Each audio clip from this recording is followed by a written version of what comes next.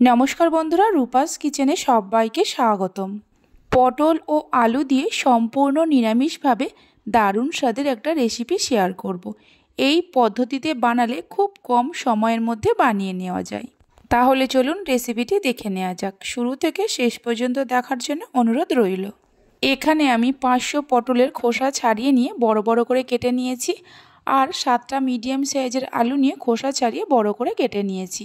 আলুগুলো একটা প্রেসার কুকারের মধ্যে দিয়ে পরিমাণ মতো জল দিয়ে দেব, হাফ টেবিল চামচ লবণ দিয়ে দেব। প্রেসার কুকারের ঢাকা আটকে একটা সিটি দিয়ে হাফ সেদ্ধ করে নেব। আলুগুলো একদিকে সেদ্ধ হতে থাক, এদিকে গ্যাসের ওপর একটা কড়া বসিয়ে তার মধ্যে দিয়ে দেব 6 টেবিল চামচ সাদা তেল। আপনারা চাইলে সরিষার তেলেও করতে পারেন।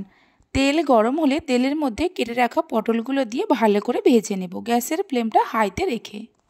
এই পদ্ধতিতে বানালে এই রেসিপিটা খুব কম সময়ের মধ্যে বানিয়ে নেওয়া যায়। এইভাবে একবার বাড়িতে বানিয়ে দেখতে পারেন, আশা করি খুবই ভালো লাগবে। হাই ফ্লেমে মিনিট 4-5 ভাজার পর দেখুন পটলগুলো ভাজা হয়ে গেছে। এর থেকে আর বেশি ভাজবো না।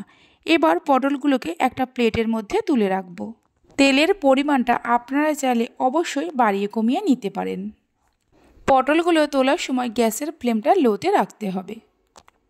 তেল থেকে পটলগুলো তুলে নেওয়ার পর ওই তেলের মধ্যে দিয়ে দেব 2টো গোটা শুকনো লঙ্কা, একটা তেজপাতা, হাফ টেবিল চামচ গোটা জিরে, 2টো দারচিনি, 4-5টা লবঙ্গ, 3-4টে এলাচ।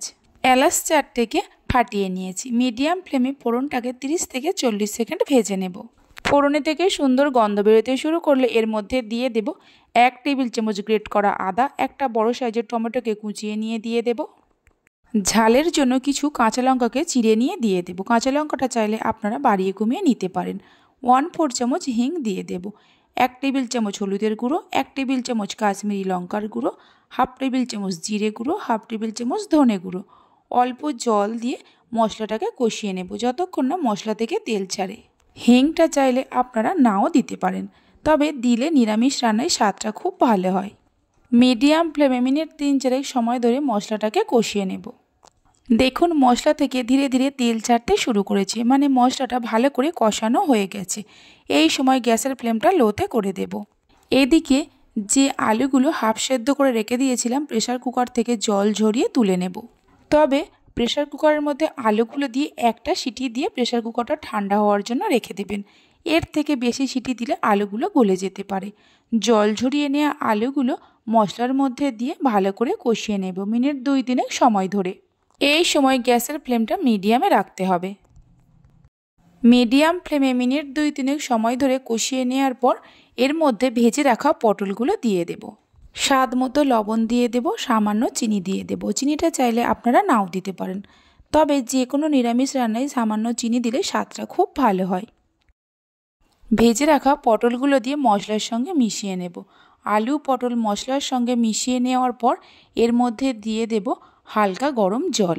জল আমি খুব বেশি দেব না, একটা বড় কাপের 1 কাপ হালকা গরম জল দিয়ে দেব, কারণ আলু হাফ সেদ্ধ করা আছে, আর কষাতে কষাতেও অনেকটা সেদ্ধ হয়ে গেছে, আর পটলগুলোও ভালো করে ভেজে নেওয়া আছে।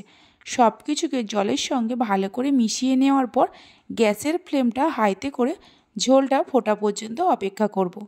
ঝোলটা ফুটে উঠলে গ্যাসের ফ্লেমটা লোতে করে 8 থেকে 10 মিনিটের জন্য ঢাকা দেব।